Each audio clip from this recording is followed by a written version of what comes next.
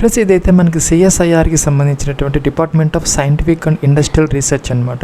Central government of ఇండియాకి సంబంధించి technician 1 ఒక అడ్వర్టైజ్మెంట్ అయితే ఇష్యూ చేయడం జరిగింది. దాదాపుగా మనకి 43 వేకెన్సీస్ దాకా ఉన్నాయన్నమాట.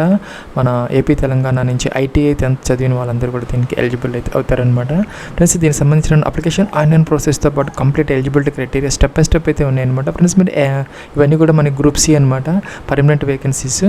అలాగే ప్లస్ ఇంకా అప్లికేషన్ ఆన్లైన్ ప్రాసెస్ వచ్చేసరికి మనకి 18 ఆగస్టు స్టార్ట్ అయింది. ఇంకా 17 సెప్టెంబర్ వరకు మన టైం అయితే ఉందన్నమాట. మొదట ఏం చేయాలంటే మీరు ఇక్కడ అప్లై ఆన్లైన్ అని ఉంది, ఈ బటన్ తీసుకోవాలి. ప్లస్ ఇదేదో మనకి official link for application online, ఇక్కడ అప్లై ఆన్లైన్ అనే బటన్ ఉందన్నమాట. మీరు దీని మీద క్లిక్ చేసి అప్లికేషన్ ఫామ్ మీద ఫిల్అవుట్ చేసుకోవాలి. కింద డీటెయిల్స్ కూడా ఉన్నాయన్నమాట.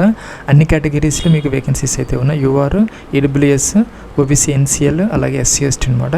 ఇంకా పే స్కేల్ వచ్చేసరికి మనకి 63,200 రూపీస్ పర్మనెంట్ అయితే ఎలిజిబుల్ అయితే అవుతుంది అనమాట. సో ఇంకేంటంటే ఇక్కడ మనం అప్లై ఆన్లైన్ అంటే ఇలాగైతే వస్తుంది. మొదట ఏంటంటే మనం టైటిల్ అనమాట, టైటిల్ మిస్టర్ ఇంటర్నెట్ తీసుకోవాలి. ఫుల్ నేమ్ అనమాట, 10th క్లాస్ మెమోస్ ప్రకారం మీకు ఫుల్ నేమ్ అయితే ఇక్కడ మనం ఇలాగా ఎంటర్ అయితే మనం చేసుకోవాలన్నమాట. ప్లస్ నెక్స్ట్ ఏంటంటే ఇక్కడ కన్ఫర్మ్ అంటే పైన ఎంటర్ చేసినటువంటి నేమ్ ఏదైతే ఉందో సేమ్ సెకండ్ టైం మనం కనుక టైప్ చేస్తే టిక్ మార్క్ వస్తుంది, అంటే మనం ప్రాపర్గా ఎంటర్ చేసామని అర్థం అనమాట. సో ఈమెయిల్ ఐడి కూడా 2 times ఎంటర్ చేయాలన్నమాట. ఎంటర్ చేయటంటే మనకి పక్కన ఏమవుతుందంటే టిక్ మార్క్ వస్తుంది అనమాట. వస్తే మనం ప్రాపర్గా ఎంటర్ చేసాం, లేకపోతే రాంగ్ అని అర్థం అనమాట. రాంగ్ అని అర్థం అన్న. సో ఇలా ఉంటుంది. అలాగే మీకు 10 digit mobile number 2 times enter చేయాలి. అలాగే సెక్యూరిటీ క్వశ్చన్ అనమాట, ఏదో ఒకటి సెలెక్ట్ చేసుకొని దీని నుంచి మీరు దానికి ఆన్సర్ చేసుకుంటే ఒక నోట్ చేసుకుని పెట్టుకొని తర్వాత ఏంటంటే ఏదైనా లాగిన్ ప్రాబ్లం వచ్చినప్పుడు ఏదైనా పాస్వర్డ్ మర్చిపోతే అది మనకి ఉపయోగపడుతుంది. క్యాప్చా ఎంటర్ చేయాలి. ఇక్కడ ఏంటంటే మనకి జనరేట్ ఓటీపీ ఫర్ రిజిస్ట్రేషన్ అనే బటన్ ఉంది, దీని మీద క్లిక్ అయితే చేయాలి. ఓటీపీ వెరిఫై అయితే మనం చేసుకోవాలన్నమాట. ఇక్కడ ప్లస్ మనకి నెక్స్ట్ ఇలా వచ్చిందనమాట, సిఎస్ఆర్ రిక్రూట్మెంట్ పోర్టల్ అని చెప్పేసి ఈమెయిల్ ఐడి, మొబైల్ నెంబర్ ఇవన్నీ వచ్చాయి. ఇక్కడ ఏంటంటే అన్ని ప్రాపర్గా ఉంటే కన్ఫర్మ్ అని సెండ్ ఓటీపీ అయినా, లేదంటే బ్యాక్ కూడా వెళ్ళొచ్చి మీరు ఏదైనా రాంగ్ ఇన్ఫర్మేషన్ ఇచ్చి ఉంటే కనుక ఈమెయిల్ ఐడి, మొబైల్ నెంబర్ కానీ నేమ్ కానీ చేంజ్ చేసుకోవచ్చు అనమాట. సో అన్ని కరెక్ట్గా ఉంటే మాత్రం ఇక్కడ మనం ఏం చేయాలి, కన్ఫర్మ్ సెండ్ ఓటీపీ అనాలన్నమాట. ప్లస్ మనకి ఓటీపీ కోసం ఒక ఇది వచ్చిందనమాట. ఇక్కడ మనం మొబైల్ నెంబర్కి use the OTP received on either email or mobile అంటే రెండింటికి వస్తుంది అనమాట. ఈమెయిల్ ఐడి కానీ మొబైల్ కానీ ఏదైనా ఒకటే అనమాట. పాస్వర్డ్ ఎంటర్ చేస్తే సరిపోతుంది ఇక్కడ. ప్లస్ మనకి అదైతే వెరిఫై అయిపోయింది అనమాట. నెక్స్ట్ ఏంటంటే పాస్వర్డ్ క్రియేట్ చేసుకోమంటుంది మనల్ని. ఒకటి క్రియేట్ చేసుకొని నోట్ చేసుకుని పెట్టుకుంటే మన లాగిన్ పర్పస్ కోసం అంటే మనకి ఏంటంటే మనకి మినిమం ఒక 8 characters ఉండాలన్నమాట మినిమం. అందులో కూడా ఒక క్యాపిటల్ లెటర్, ఒక లోయర్ లెటర్, అలాగే 0 to 9లో ఏదో కొన్ని నెంబర్స్, వీటిలో ఏదో ఒక ఏంటంటే మన స్పెషల్ క్యారెక్టర్స్ అలాగా ఒక పాస్వర్డ్ క్రియేట్ చేసుకొని ఇక్కడ కన్ఫర్మ్ చేసుకొని తర్వాత ఏం చేయాలంటే ఇక్కడ కంప్లీట్ రిజిస్ట్రేషన్ అని ఉంది. ప్లస్ మీకు నెక్స్ట్ ఇలా వస్తుంది అనమాట, రిజిస్ట్రేషన్ సక్సెస్ఫుల్ అయింది, లాగిన్ అవ్వమని వస్తుంది. క్లోజ్ చేసుకోవాలన్నమాట. క్లోజ్ చేసుకొని ఏం చేయాలంటే ఇక్కడ ఈమెయిల్ ఐడి లేకపోతే యూజర్ ఐడి, పాస్వర్డ్ ఎంటర్ చేయాలి, క్యాప్చా ఎంటర్ చేయాలి, అలాగే ఇక్కడ మన సైన్ ఇన్ అనాలన్నమాట. ప్లస్ మనం లాగిన్ అయితే అయ్యామన్నమాట. మన నేమ్తో ఒక డాష్బోర్డ్ ఓపెన్ అయిపోయింది. నేమ్ ఆటోమేటిక్గా వచ్చింది. జెండర్ మీరు మేలా ఫీమేలా బోత్ ఆర్ ఎలిజిబుల్ అనమాట. సో ఏంటంటే డేట్ ఆఫ్ బర్త్ అని క్యాలెండర్ ఇచ్చారు. దీని నుంచి మొదటి ఇయర్ సెలెక్ట్ అయితే చేయాలి, తర్వాత మంత్, తర్వాత డే అనమాట. ఫ్రెండ్స్ ఈ వేకెన్సీస్కి సంబంధించి ఏంటంటే మనకి 28 years అనమాట as an last date of application. అంటే 28 years అయితే ఉండాలన్నమాట. అలాగే ఎస్సీ ఎస్టీ ఎవరైనా అప్లై చేస్తే వాళ్ళకైతే కనుక 33 years అంటే 33 సంవత్సరాలు అనమాట. అలాగే ఓబీసీ ఎన్సీఎల్ ఎవరైనా ఉంటే 3 years వాళ్ళకి 31 సంవత్సరాలు. ఇంకా పీడబ్ల్యూడీ క్యాండిడేట్స్ ఎవరైనా ఉంటే వాళ్ళకైతే కనుక 38 అనమాట. ఎక్స్ సర్వీస్ మ్యాన్ ఎవరైనా అప్లై చేస్తే 3 years కాబట్టి వాళ్ళకి 31 years వరకు వాళ్ళకు కూడా అవకాశం అయితే ఉంటుంది. సో ఈ మ్యారిటల్ స్టేటస్ మీరు సింగిలా, మ్యారీడా, విడోరా ఏంటనేది, అలాగే కేటగిరీ అనమాట, యువరా, ఎస్సీనా, ఎస్టీనా, ఓబీసీని ఏదైతే అదనమాట సెలెక్ట్ అయితే చేసుకోవాలి. నెక్స్ట్ ఏంటంటే పీడబ్ల్యూ క్యాండిడేట్స్ ఎవరైనా ఉంటే ఎస్ పెట్టుకో, లేకపోతే ఎక్స్ సర్వీస్ మ్యాన్ ఎవరైనా ఉంటే ఎస్ పెట్టుకో, లేకపోతే నో అనమాట. ఇంకా కూడా మీరు కనుక ఈ యొక్క సిఎస్ఐఆర్కి లేదంటే గవర్నమెంట్ వాటిల్లో కానీ ఏదైనా సెంట్రల్ గవర్నమెంట్ కానీ పిఎస్ఎస్యూస్లో కానీ ఏదైనా మీరు సెంట్రల్ గవర్నమెంట్ ఎంప్లాయ్ ఆయనకి అయ్యి ఉంటే ఎస్ పెట్టుకోవాలి, లేకపోతే నో పెట్టాలన్నమాట. ప్లస్ మన నెక్స్ట్ ఇలా వస్తుంది అనమాట. ఇవన్నీ కూడా చెక్ చేసుకొని అన్నీ ప్రాపర్గా ఉన్నాయో లేదని టిక్ పెట్టుకోవాలన్నమాట. ఇవన్నీ కూడా కాలమ్స్ అన్నీ మీరు ఇప్పటివరకు ఎంటర్ చేసినవన్నీ కూడా అన్నీ కరెక్ట్గా ఉంటే ఓకే, వెల్ అండ్ గుడ్. అప్పుడు ఏం చేయాలంటే ఇక్కడ మనకి వెరిఫై అండ్ లాక్ ప్రొఫైల్ ఉంటుంది. లాక్ చేసిన తర్వాత ఇంకా మనకు అవకాశం ఉంటుంది అనమాట. సో మీకు ఏదైనా మోడిఫికేషన్స్ కావాలంటే ఇక్కడ ఎడిట్ ప్రొఫైల్ ఉంది, ఎడిట్ అయితే చేసుకోవచ్చు. అన్నీ ప్రాపర్గా ఉంటే టిక్ ఆన్ పెట్టుకొని నెక్స్ట్ వెరిఫై లాక్ అంటే లాక్ అయిపోతుంది. ప్లస్ అదైతే లాక్ అయిపోయింది అనమాట, అయిపోయింది. ఇక్కడ ఏంటంటే మనకి 10 వేరియస్ ట్రేడ్స్కి సంబంధించినటువంటి పోస్టులు ఉన్నాయి. సపోజ్ కోపాలో ఒక 21 ఉన్నాయి. అలాగే టెక్నీషియన్ డెస్క్టాప్ DTPO అంటారు, డెస్క్టాప్ పబ్లిషింగ్ ఆపరేటర్, అలాగే కంప్యూటర్ హార్డ్వేర్కి సంబంధించి మెడికల్ ఆఫ్ టెక్నాలజీ ఇలా ఉన్నాయి, 10 ఉన్నాయి అనమాట. సో మీరు వాటిలో కనుక ITI చేసి ఉంటే, లేకపోతే అప్రెంటిస్ సర్టిఫికేట్ ఉన్నా, లేకపోతే ఎక్స్పీరియన్స్ ఉన్నా కూడా 10th తో పాటు అప్లై అయితే చేసుకోవచ్చు అనమాట. సో ఇక్కడ ఏంటంటే అప్లై అనే బటన్ అనేది దేమే క్లిక్ చేసి మనం అప్లై అయితే చేసుకోవాలన్నమాట. ప్లస్ మనకి నోటిఫికేషన్ చూసుకున్నట్టయితే కనుక 10th క్లాస్లో 55% వచ్చి ఆ యొక్క ట్రేడ్, సపోజ్ కోపా అనుకుని దాంట్లో ITI ఉన్నా ఎలిజిబుల్ అవుతారు. లేదంటే కనుక అప్రెంటిస్ ట్రైనింగ్ చేస్తున్నా కూడా 10th తో పాటు ఎలిజిబుల్ అవుతారు. లేదంటే కనుక ఏదైనా గవర్నమెంట్ లేదంటే స్టేట్ గవర్నమెంట్గా, సెంట్రల్ గవర్నమెంట్గా 10th తర్వాత ఆ యొక్క ట్రేడ్లో మీరు 3 years ఎక్స్పీరియన్స్ ఉన్నా కూడా మీరు ఎలిజిబుల్ అయితే అవుతారు, అప్లై అయితే చేసుకోవచ్చు అనమాట. ప్లస్ దాని ప్రకారం మీరు ఏ ట్రేడ్కి అప్లై అయితే ఆ ట్రేడ్కి అప్లై అయితే చేసుకోవచ్చు. కోపా ఉంది, ఇక్కడ ఇందాక చెప్పిన TTPO ఉంది. ఇంకా కూడా ఏంటంటే మనకి ఇక్కడ హార్డ్వేర్ నెట్వర్క్కి సంబంధించి MLT ఉంది, medical lab technician, draughtsman architecture, అలాగే draughtsman architecture instrument mechanic, draughtsman mechanical ఉంది, డ్రాట్స్మెన్ సివిల్ కూడా ఉందన్నమాట. అలాగే lab assistant in chemical plant, ఇంకా కూడా మనకి ఇంటీరియర్ డిజైన్ వాటిల్లో ఉన్నాయన్నమాట పోస్టులు.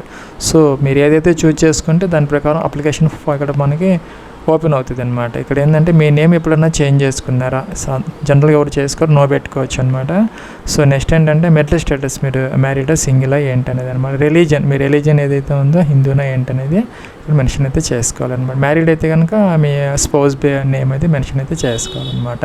ఇక్కడ ఏంటంటే SC ST OBC వాళ్ళు అంటే OBCలో మీరు ఏంటి, SC STలో మీది నేమ్ ఏంటి అనేది ఇక్కడ మెన్షన్ అయితే చేయాలన్నమాట. నెక్స్ట్ ఏంటంటే ఇక్కడ మనకి డేట్ ఆఫ్ ఇష్యూ సర్టిఫికేట్ అనమాట. OBC NCL వాళ్ళు EWS వాళ్ళు ఎవరన్నా ఉంటే సెంట్రల్ ఫార్మేట్లో గత సంవత్సరం ఆదాయానికి సంబంధించి ఈ సంవత్సరం అంటే 2026 1 ఏప్రిల్ 2026 ఆ తర్వాత తీసుకున్నటువంటి సర్టిఫికేట్ మాత్రమే మీకు ఎలిజిబుల్ అయితే అవుతుందన్నమాట. సో మెన్షన్ అయితే చెయ్యాలన్నమాట. ఇక్కడ కనుక మీరు హిందూ పెడితే ఇక్కడ ఏంటంటే నో పెట్టాలి, లేకపోతే ఎస్ పెట్టుకోవాలి. నెక్స్ట్ ఏంటంటే ఇక్కడ ఏంటంటే PWD క్యాండిడేట్స్ ఆటోమేటిక్గా వచ్చాయి. నేషనాలిటీ ఇండియన్ అయితే సెలెక్ట్ అయితే చేసుకోవాలన్నమాట. సో ఇక్కడ ఏంటంటే మీరు ఇక్కడే పుట్టిన వాళ్ళు కాబట్టి citizen of India by birth కాబట్టి మనం బర్త్ అయితే పెట్టుకోవాలన్నమాట. నెక్స్ట్ ఏంటంటే ప్లేస్ ఆఫ్ బర్త్, మీరు ఎక్కడైతే బార్న్ అయ్యారో, అలాగే ఏ స్టేట్లో బార్న్ అయ్యారో, ఆంధ్ర, తెలంగాణ ఏంటనేది అనమాట. సో మీ రిలేటివ్స్ ఎవరన్నా ఈ CSIRలో మనకు వర్క్ చేస్తామని ఎస్ పెట్టుకోవాలి, లేకపోతే నో అనమాట.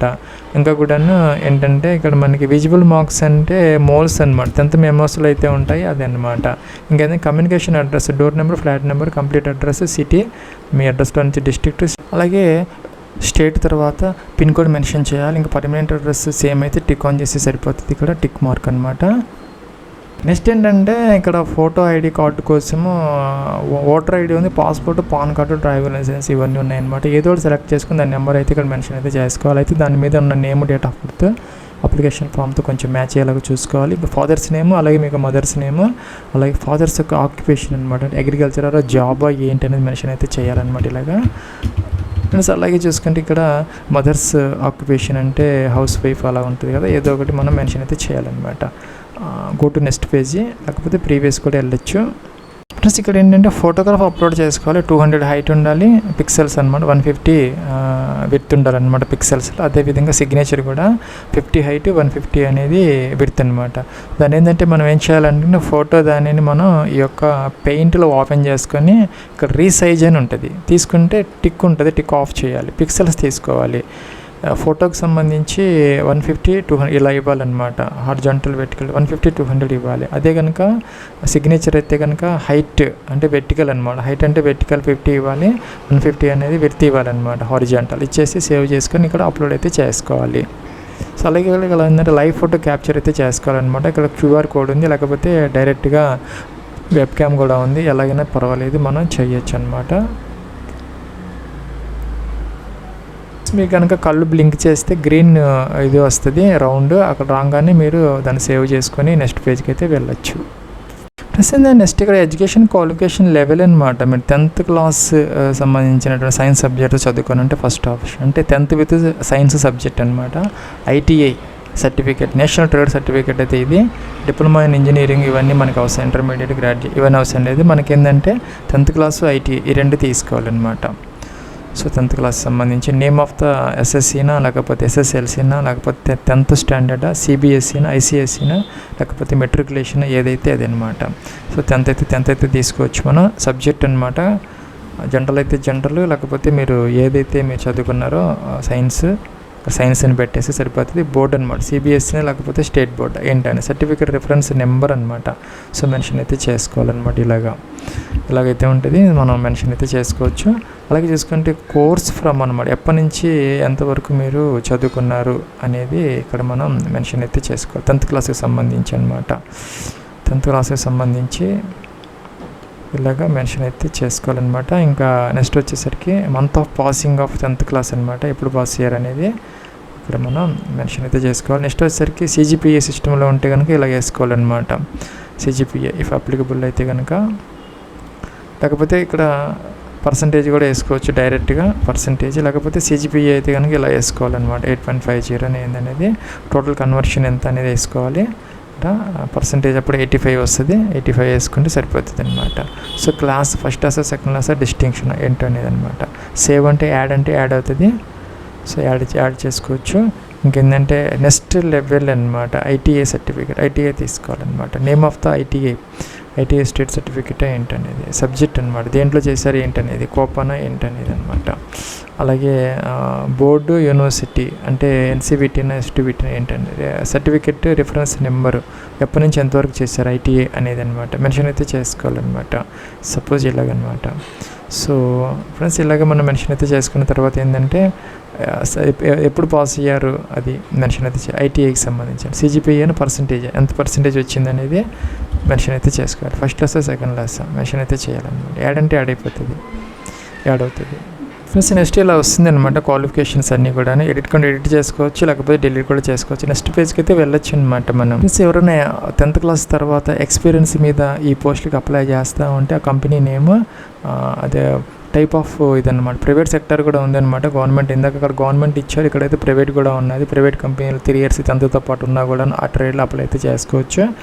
లేకపోతే అప్రెంటిస్ చేసినా కూడా ప్రైవేట్ దాంట్లో గవర్నమెంట్ వాటిల్లో కనుక మీరు అప్లై అయితే చేసుకోవచ్చు అనమాట. పొజిషన్, డిజిగ్నేషన్, ఏ పోస్ట్ చేశారో, ఎప్పుడు జాయిన్ అయ్యారో, ఎప్పుడు లీవ్ అయ్యారు, అక్కడి నుంచి ఎంత శాలరీ తీసుకున్నారు, ఇంకా కూడాను ఆ యొక్క ఇండస్ట్రీనా ఏంటనేది అనమాట. అది ఆ కంపెనీ అలా ఎప్పుడు దాని నుంచి బయటకు వచ్చారనేది. ఇంకా ప్రైమరీ ఫంక్షనల్ ఏరియా అనమాట. ఇండస్ట్రియల్ అయితే ఇండస్ట్రియల్ ఏదైతే అది అనమాట. ఇంకా కూడా రెగ్యులర్, టెంపరీ, ఎడిహాక అంటే కాంట్రాక్ట్ బేసిస్ లేకపోతే అప్రెంటిస్ ఏదైతే అదనమాట. నేచర్ ఆఫ్ వర్క్, అక్కడ మీరు ఏం వర్క్ చేశారనేది మెన్షన్ అయితే చేయాలన్నమాట. సో మీకు ఎక్స్పీరియన్స్ లేకపోతే అవసరం లేదు, ఎక్స్పీరియన్స్ మీద అప్లై చేస్తామంటే ఇది తప్పనిసరిగా కావాలన్నమాట. ఇంకా నెక్స్ట్ ఏంటంటే additional qualification, declare how meet the essential qualification for this post. ఇంకా 3 ఆప్షన్స్ ఉన్నాయన్నమాట మీకు. అండ్ ఎలిజిబిలిటీ క్రైటీరియాకి సంబంధించి 10th పాటు ఐటీఐ సర్టిఫికేట్ అయితే ఫస్ట్ ఆప్షన్, 10th పాటు అప్రెంటిస్ అయితే సెకండ్ ఆప్షన్, 10th పాటు మీరు ఎక్స్పీరియన్స్ అయితే కనుక గవర్నమెంట్ పిఎస్ వర్క్ ఎక్స్పీరియన్స్ అన్నారు, కానీ ప్రైవేట్ కూడా వస్తున్నది అక్కడ, మరి కన్సిడర్ చేస్తారో లేదో తెలియదు. మనకి ఏదైనా గవర్నమెంట్ ఉంది కాబట్టి నోటిఫికేషన్ గవర్నమెంట్ ఎక్స్పీరియన్స్ మాత్రమే కన్సిడర్ చేస్తారనమాట. నెక్స్ట్ ఏంటంటే చూజ్ ఆ యొక్క స్పెసిఫికేషన్ అంటే కోపానా ఏంటనేది సెలెక్ట్ అయితే చేసుకోవాలి. ఇక్కడ సేవ్ డీటెయిల్స్ అనాలి. నెక్స్ట్ ఏంటంటే లాంగ్వేజెస్ అనమాట. లాంగ్వేజ్ నేమ్ మనకి ఏ లాంగ్వేజెస్ వచ్చని అడుగుతున్నారు, ఇవన్నీ కూడా మెన్షన్ చేసుకోవచ్చు. రీడ్, రైట్, స్పీక్, అలాగే ఇది తెలుగు మనకి మదర్ టంగ్ కాబట్టి ఇలా పెట్టుకోవచ్చు అనమాట. సేవ్ అనాలి. మీరు కనుక జాబ్ వస్తే మీకు ఎన్ని రోజుల్లో మీరు జాయిన్ అవుతారని అడుగుతున్నారనమాట. 30 days ఏంటనేది. Whether you have ever been debarred అయితే నో పెట్టుకోవచ్చు అనమాట. మీరు ఎప్పుడు డీబార్ అయ్యారా ఏంటని అడుగుతున్నారు. వెదర్ ఎనీ ప్రాసిక్యూషన్ మీ మీద ఏమైనా కేసెస్ ఉన్నాయని అడుగుతున్నారు, నో పెట్టుకో. ఇవన్నీ ఎవరికి ఉండవు, జనరల్గా ఉండవు. ఇంకా కూడాను are you under any bond contract, మీరు ఎక్కడైనా జాబ్ కోసం ఏదైనా కాంట్రాక్ట్ రాశాడా, బాండ్ రాశాని అడుగుతున్నారు, పెట్టుకోవాలన్నమాట. ఇంకా కూడా ఏంటంటే ఇంకా 2 references అనమాట. మీ రిలేటివ్స్ కాకుండా బయట వాళ్ళు ఎవరన్నా వాళ్ళ నేమ్స్, వాళ్ళ address, email ID, phone number ఇవన్నీ మెన్షన్ చేయాలన్నమాట. ఇంకా ఏంటంటే సేవ్ డీటెయిల్స్కి అయితే వెళ్ళొచ్చు. ప్లస్ నెక్స్ట్ ఏంటంటే అప్లోడ్ సెక్షన్ అనమాట. ఏజ్ ప్రూఫ్ కోసం మనం 10th క్లాస్ సర్టిఫికేట్ అప్లోడ్ చేయాలి ఫస్ట్ వన్. ఇంకా category certificate OBC, NC, EWS, SC, ST వాళ్ళకి సంబంధించి ఇక్కడ ఫార్మేట్ కూడా ఇస్తున్నారు. ఇంకా కూడాను తర్వాత ఏంటంటే ఇక్కడ మనకి సెల్ఫ్ డిక్లరేషన్ ఫామ్ ఓబీసీ వాళ్ళకి ఇది కూడా అప్లోడ్ వచ్చి చేసుకోవాలి. ఇంకా కూడాను copies of certificate and semester wise mark sheet 10th క్లాస్కి సంబంధించినటువంటి మార్క్ షీట్ అనమాట. అలాగే CGPA వాళ్ళు ఎవరన్నా ఉంటే దానికి సంబంధించినటువంటి కన్వర్షన్ ఫార్ములా, అలాగే ITI సర్టిఫికేట్, ఇంకా కూడాను ఐటీకి సంబంధించి మార్క్ షీట్ అలాగే సర్టిఫికేట్ 2 కూడా అప్లోడ్ అయితే చేసుకోవాలన్నమాట. సో డాక్యుమెంట్ టైప్ పైన ఇచ్చారు కదా, అవన్నీ ఉన్నాయి కదా. మనం ఫస్ట్ ఏది అప్లోడ్ చేస్తామంటే అది సపోజ్ మన ఏజ్ ప్రూఫ్కి ఫస్ట్ డాక్యుమెంట్ అయితే కనుక ఇది సెలెక్ట్ చేసుకోవాలి. సెలెక్ట్ చేసుకొని 10th క్లాస్ సర్టిఫికేట్ అప్లోడ్ చేయాలి. సెకండ్ ఏం చేయాలి, తర్వాత ఏం చేయాలి, OBC సర్టిఫికేట్ అప్లోడ్ చేసి ఇది తీసుకోవాలి, అది అప్లోడ్ చేయాలి. థర్డ్ ఏం చేయాలి, ఇంకా కూడా OBCకి సంబంధించిన వాళ్ళు ఎవరన్నా ఉంటే దానికి సంబంధించిన డిక్లరేషన్ ఫామ్ ఇది సెలెక్ట్ చేసుకొని అప్లోడ్ చేయాలండి. 10th class certificate, ITI certificate, అలాగే ITI మార్క్ షీట్ ఒక్కొక్కటి సెలెక్ట్ చేసుకుంటే కిందకి వచ్చి అప్లోడ్ చేసుకుంటూ రావాలన్నమాట. ఫైల్ సెలెక్ట్ చేసుకొని అప్లోడ్ అనాలి, అప్లోడ్ అయిపోతుంది. సో అన్నీ ప్రాపర్గా అప్లోడ్ చేసుకున్న తర్వాత మనకి ఇక్కడ ప్రివ్యూ అనేది చూసుకొని ఏదైనా మోడిఫికేషన్స్ ఉంటే బ్యాక్కి ఎడిట్ చేసుకోవాలి, లేదంటే సబ్మిట్ చేసేసుకుంటే సరిపోతుంది అనమాట. అవన్నీ కూడా డాక్యుమెంట్స్ 1 MB వరకు PDFలో మనకి అలౌ అయితే చేస్తారనమాట. ప్లస్ ఏంటంటే మనకి ఫీజు అనేది ఒక ఓన్లీ మేల్ క్యాండిడేట్స్, జనరల్ క్యాండిడేట్స్కి మాత్రమే 500 రూపీస్ అనమాట. అలాగే all women candidates, SC, ST, PWD, X వీళ్ళ వరకు ఫీజు లేదనమాట. ప్లస్ ఇక్కడ టిక్ ఆన్ చేయాలి, సబ్మిట్ అనాలి. సో మనకి తర్వాత ఎడిట్ ఆప్షన్ ఉండదన్నమాట. జాగ్రత్తగా చెక్ చేసుకుని అన్ని ప్రాపర్గా ఉన్నప్పుడు మాత్రమే మనం దీనిని సబ్మిట్ అయితే చేసుకోవాలి. సబ్మిట్ అప్లికేషన్ అనాలి. ప్లస్ ఇక్కడ మనం ఫీజు పే చేసిన తర్వాత ఒక ట్రాన్సాక్షన్ ID వస్తుంది, డేట్ వస్తుంది, అమౌంట్ అనమాట 500 రూపీస్. రిసిప్ట్ అప్లోడ్ చేస్తే సరిపోతుంది అనమాట. ఇక్కడ ఏంటంటే ఓపెన్ SBI కలెక్టివ్ వెబ్సైట్కి అయితే వెళ్ళాలి. మనం ఇక్కడ వెళ్తే లింక్ ఓపెన్ అవుతుంది. ప్లస్ ఇక్కడ ఏంటంటే primary category recruitment of the post technician ఆటోమేటిక్గా వచ్చింది. అప్లికేషన్ నెంబర్, అప్లికెంట్ నేమ్, ఈ నేమ్, అడ్రస్, పోస్ట్ కోడ్ అనమాట. పోస్ట్ కోడ్ మనకి అంటే నోటిఫికేషన్లో ఉన్నది, స్టార్టింగ్లోనే ఉన్నది పోస్ట్ కోడ్. ఇది ఇలాగనమాట 260101 ఏంటి అనేది అనమాట ఇక్కడ మెన్షన్ అయితే చేసుకోవాలి. Mobile number, email ID, amount 500 ఆటోమేటిక్గా వచ్చింది. రిమార్క్స్ అనమాట, అప్లికేషన్ ఫీజు అని చెప్పేసి మెన్షన్ చేసుకోవాలి. ఇంకా మీ రెమిటెన్స్ అండి, మీ name, mobile number, email ID tick on చేయాలి, క్యాప్చా ఎంటర్ చేయాలి, నెక్స్ట్ అనాలి. నెక్స్ట్ అన్న తర్వాత ఇవన్నీ డీటెయిల్స్ అని కనపడతాయి. ప్రివ్యూ చేసుకుంటే నెక్స్ట్ ఏంటంటే మీకు మల్టిపుల్ ఆప్షన్స్ వస్తాయి, డెబిట్ కార్డ్, క్రెడిట్ కార్డ్స్, అలాగా ఏదైనా ఒకటి చూస్ చేసుకుని ఫీజు అయితే పే చేస్తే సరిపోతుంది అనమాట.